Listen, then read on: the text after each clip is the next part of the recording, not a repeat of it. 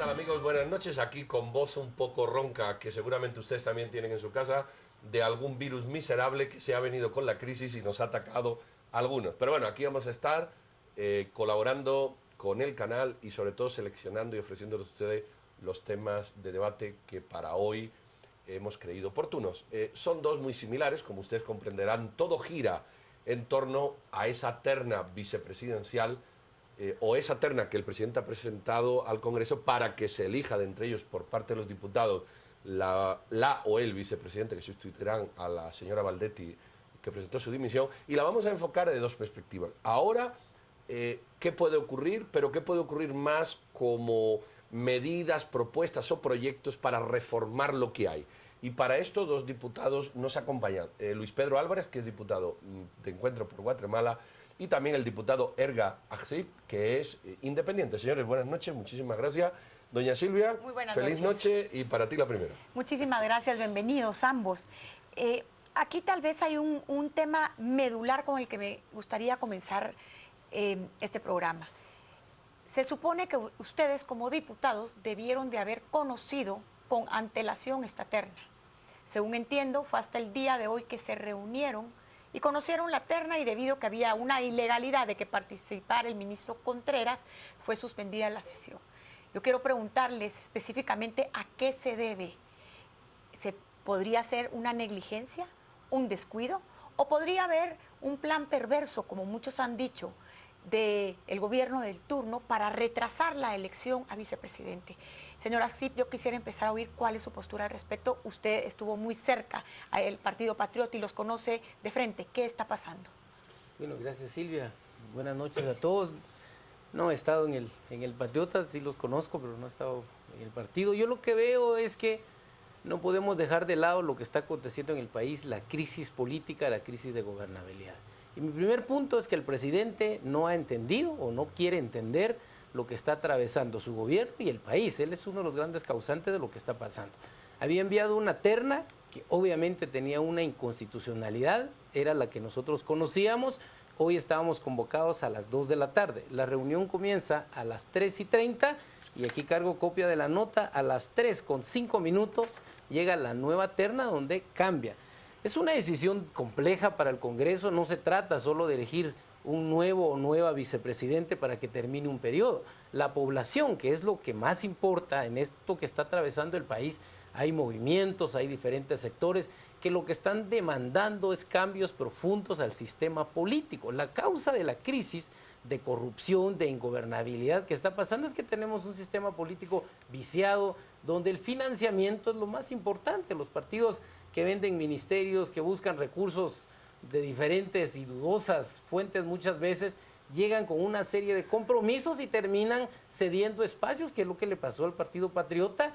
Llegan las redes, copan y se crece la corrupción. Y pareciera que el presidente no está entendiendo que la población está demandando cambios, y la oportunidad que él tenía de enviar una terna con personas con credibilidad, con una imagen distinta, ¿para qué? Para poder impulsar una reforma política, que es lo que el país está pidiendo. Eso creo yo que es lo importante, y él al parecer no ha entendido eso. Nos pone en un aprieto en el Congreso porque nos manda una terna en donde compromete la gobernabilidad. ¿Qué pasaría si el Congreso hoy, por ejemplo, elige sin calificar a Oliverio ni a ninguna, que las tres personas pueden tener por ejemplo, casualidad? si elige a Oliverio. Eso, por ejemplo. Uno, la gente lo que está demandando es, no queremos a los mismos políticos. Al Congreso está mal visto. Pareciera que el Congreso pactó con el presidente y entonces nombró un diputado para que vaya a cubrir, y es un diputado del PP, el cual está hoy desprestigiado y no goza de credibilidad. Entonces, lejos de ser esto una salida, una oportunidad para cambiar, lo que puede suceder es que se complicaría lo que está pasando. Luis Pedro, como vamos a abordar el tema con dos abogados después de esto, vamos a ir a futuro. Mucha gente ha dicho, bueno, ya se han convocado elecciones, aquí no se puede hacer nada. Como que estamos condenados a repetir la historia el 6 de septiembre. Desde el Congreso sí se pueden hacer cosas, es decir, ustedes como diputados, o tú como abogado, o yo como ciudadano que te exijo a ti como diputado, yo quiero hacer algo. ¿Qué vías ves sin romper evidentemente el orden constitucional? Estamos hablando siempre dentro del marco constitucional. ¿Qué ideas se te ocurren? Por supuesto, y hay muchísimas. Pedro, Silvia, Edgar, muy buenas noches. Tal vez solo quisiera contestar muy concretamente a lo que decía Silvia, y en ese sentido creo que el presidente entiende perfectamente bien la situación. Simplemente es una irresponsabilidad más de su parte de haber enviado al Congreso de la República a una de las 3 personas con un impedimento claro constitucional. Yo creo que todo esto fue parte según él, una argucia que le podría presentar alguna ventaja, pero yo lo considero una irresponsabilidad. En lo que tú dices, Pedro, definitivamente nosotros en el Congreso de la República, por lo menos en la bancada de Encuentro por Guatemala, hemos estado trabajando arduamente en una propuesta que pudiera generar los consensos necesarios, porque definitivamente en este momento de crisis institucional, que el primer paso es definitivamente reconocer que hay una crisis institucional en el país, pero la salida debe ser fortaleciéndola. Y nosotros desde hace muchos años, no es algo nuevo, la diputada Ninés Montenegro ha venido impulsando una reforma específica en el sector justicia, porque creemos que el tema, al final del día, el tema de corrupción es igual a un tema de impunidad. Y entonces lo que nosotros debemos luchar, y creo que es lo que deberíamos empujar a los guatemaltecos a que pudiera capitalizarse de todos estos movimientos, sería fortalecer el sector justicia. Pero con las bancadas que hay, la mayoría PP líder, vamos a decir que son los dos partidos, uno en crisis, el PP, o el sistema, pero fundamentalmente generada, como bien dicho el diputado, sí, por PP, y líder que quiere llegar al poder y que pareciera que ya está ahí y ya lo ganó. Con esa masa crítica, ustedes que no pertenecen a ese grupo, ¿creen que se puede negociar algo en el Congreso? Es sumamente difícil, pero cabalmente hace un año... ¿O qué apoyo necesitan? Sí, yo salí denunciando justamente la gravedad y lo que se veía venir en la crisis. Lamentablemente esto se está cumpliendo. Para mí los llamados y la responsabilidad que la población está demandando son los actuales actores, tanto Congreso y el mismo Ejecutivo, de hacer un cambio al sistema político, la ley electoral y de partidos políticos, el financiamiento, la forma como se eligen los diputados, los distritos, eso es fundamental. Del poder político del Congreso salen las grandes decisiones de país. Entonces hay un tema que es fundamental. ¿Qué debería, si el presidente tuviera esa voluntad y entendiera lo que está pasando en la crisis? Uno lo puede ver en las redes sociales, en la población, en la reunión, la gente está diciendo, miren, que el presidente renuncie, esa es una salida.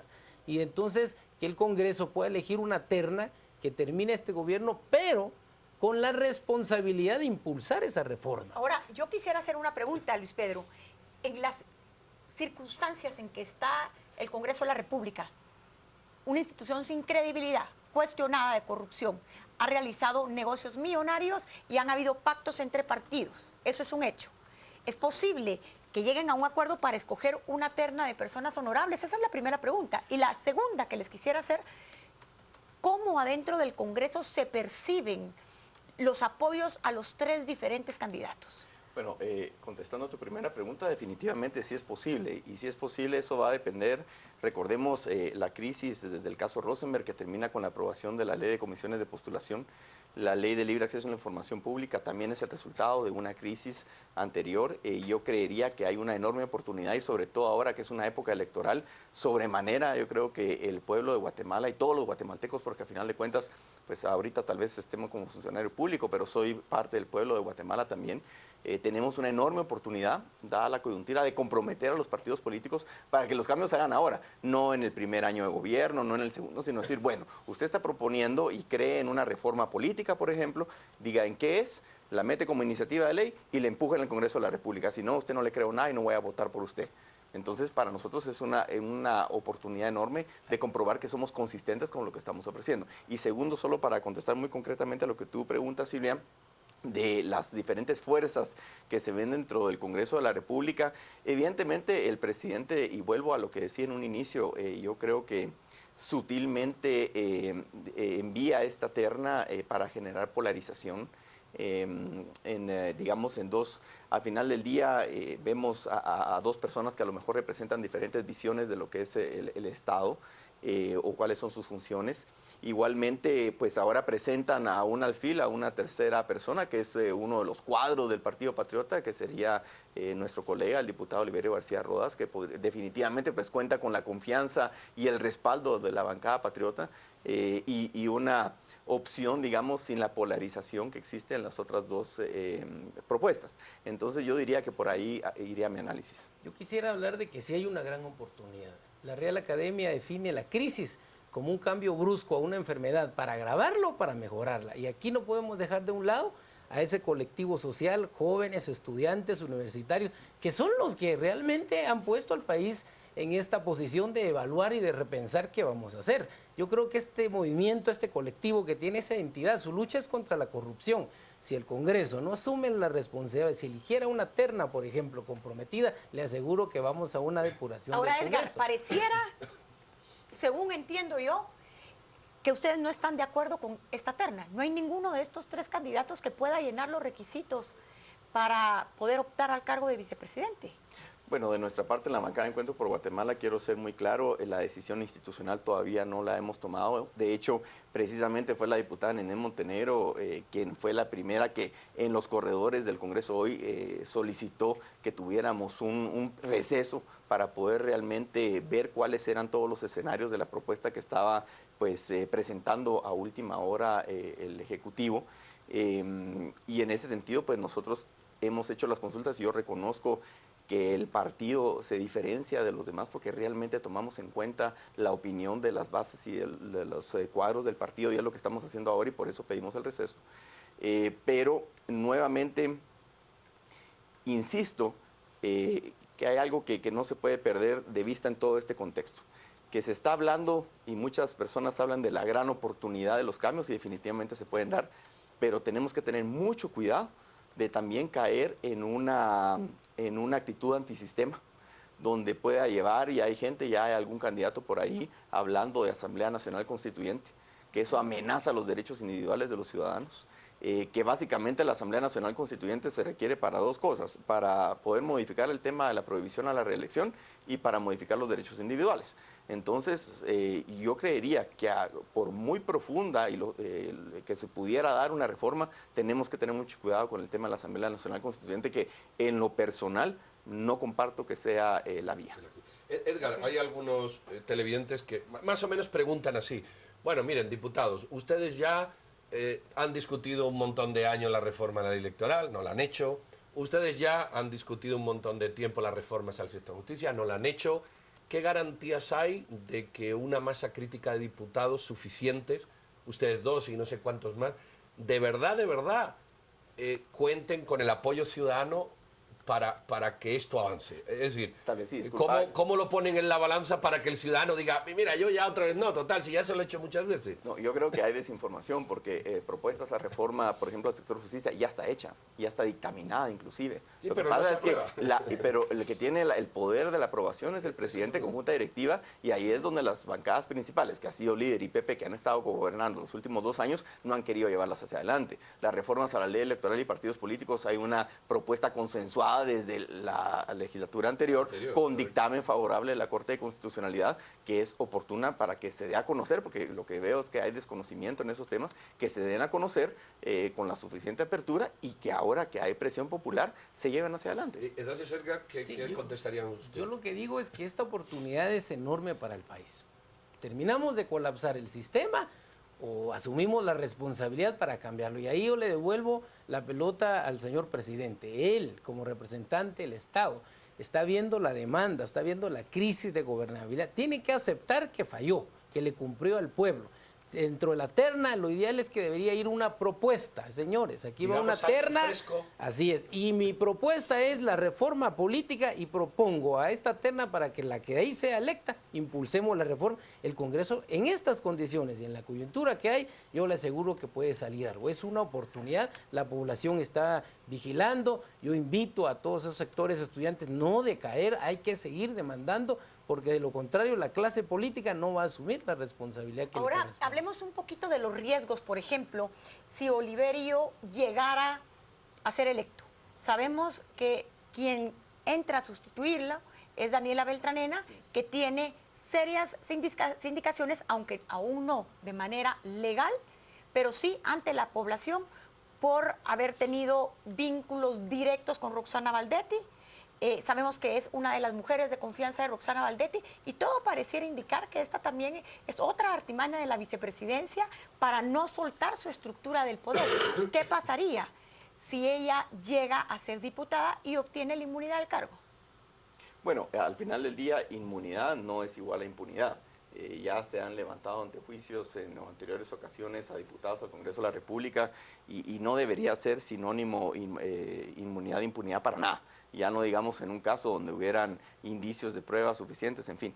Pero definitivamente es un riesgo y es parte de las razones por las cuales precisamente hoy en el Pleno del Congreso de la República la bancada de Encuentro por Guatemala solicita una pausa para que podamos analizar todas esas consecuencias, porque evidentemente si a ti te presentan, como lo presenta el colega acá, con 1 hora de antelación o media hora de antelación, o ya durante el desarrollo de la plenaria, un cambio tan importante es como cambiar al 33% de la terna y las consecuencias que eso puede tener, pues decisiones apresuradas no se pueden tomar en un tema tan serio, tan importante para el país como lo está haciendo el nombramiento el nombramiento de un vicepresidente que fácilmente se puede convertir en el presidente de la República. Si ocurriera. Sí, claro. Ese es el segundo escenario que vamos a analizar un poco más tarde.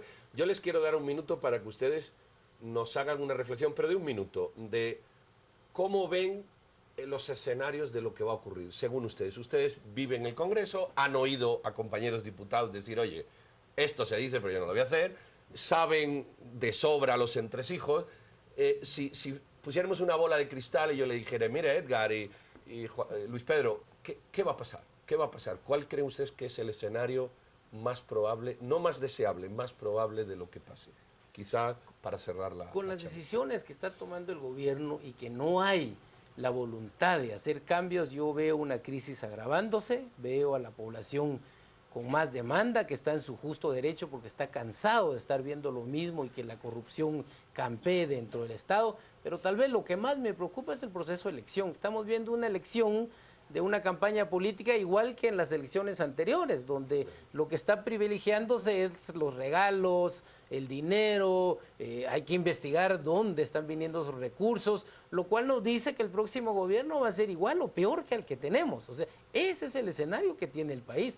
Por lo tanto, la población, así como está saliendo a manifestar, a demandar sus derechos y a un cambio en el país, yo creo que es la oportunidad. Ahora, Edgar, la de población, la reflexión. ¿cómo puede hacer esos cambios si los que votan son ustedes? Inclusive los enfrentamientos que han tenido ya con los estudiantes de la Universidad San Carlos son fuertes.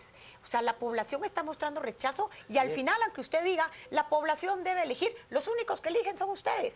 Entonces, ¿qué nos garantiza de que podemos salir de esta crisis institucional? Es que esa es la responsabilidad que la clase política tiene que asumir. Por eso hablaba yo de la crisis para terminar este gobierno y darle un respiro, pero también no hay que perder de vista la elección electoral, porque constitucionalmente tenemos que ir a una elección y ahí va a depender mucho cómo va a quedar conformado el Congreso y quién va a ser el nuevo gobierno. Sí, y muy rápidamente yo diría que lo importante aquí es la consistencia. Que se vea la consistencia de los partidos políticos, es decir, ahorita tenemos una oportunidad también de oro, diría yo, para que se puedan dar algunos cambios que hemos estado luchando por años. Pero a la mafia le interesa que se den esos cambios. Por supuesto que no. Entonces hablemos en términos reales. Yo creo que hay respuesta, hay respaldo de la población para que estos cambios se den. Nadie se hubiera imaginado hace 2 o 3 meses que la vicepresidenta iba a caer en la forma que cayó. Yo creo que eso es importante tenerlo en consideración y yo creo que esto no va a parar. Nadie se hubiera imaginado que ahora hay escuchas telefónicas implicando a una magistrada de Corte Suprema de Justicia, que de hecho en Encuentro por Guatemala se abstuvo, votamos en contra de la designación de esos miembros de Corte Suprema de Justicia precisamente por algunos señalamientos importantes y nadie lo hubiera pensado, pero ya está y pasó. Entonces, y yo creo que tenemos que empezar a creer de que esas reformas que soñamos a profundas en reforma electoral, en reforma del sector justicia, se van a dar y ahí sí corresponde a nosotros, los partidos políticos, hacer la iniciativa para que la población apoye. Muy bien, diputado Saxi y diputado Álvarez, muchísimas gracias por la explicación. Ahí han visto que sí se puede, hay opciones y lo que se trata es que los diputados que puedan, que quieran, la reconduzca y que ustedes y nosotros no nos dejemos vencer por la solicitud que se están haciendo. En esencia es un poco lo que hemos dicho. Vamos a ir con nuestro compañero Juan Carlos Sandoval a algunos repasos de Twitter de interés. Gracias, doctor Trujillo. Nos vamos a las redes, tenemos mensajes. Nos dice, no queremos elecciones, no a Oliverio García y no a Daniela Beltranena a tomar el curul de García. Es una delincuente, es lo que nos dice Luisa Oscar. Los actuales diputados no pueden y no reformarán la ley electoral y de partidos políticos, solo harían pues algo a su gusto. Nos dice también Larisa, ¿qué pasaría si el pueblo pide la renuncia hasta de los mal llamados padres de la patria? Pensemos en las líneas de los demás ministerios y órganos de Estado, y el doctor Hernández nos plantea los únicos que no han reconocido la crisis son los politiqueros que viven de la corrupción. Parte de los mensajes que tenemos esta noche en Twitter, por supuesto que tenemos muchos más. Estamos con Cambio Terna, que será nuestro hashtag de la noche hasta las 10 p.m., donde estén en el análisis Philip Chicola y Hugo Novales. Al regresar estarán en nuestro estudio Mario Fuentes de Starac y el vicepresidente de SEDECOM, Alexander Eisenstadt. Quédese con nosotros, estamos en Noticieros de Canal Antigua.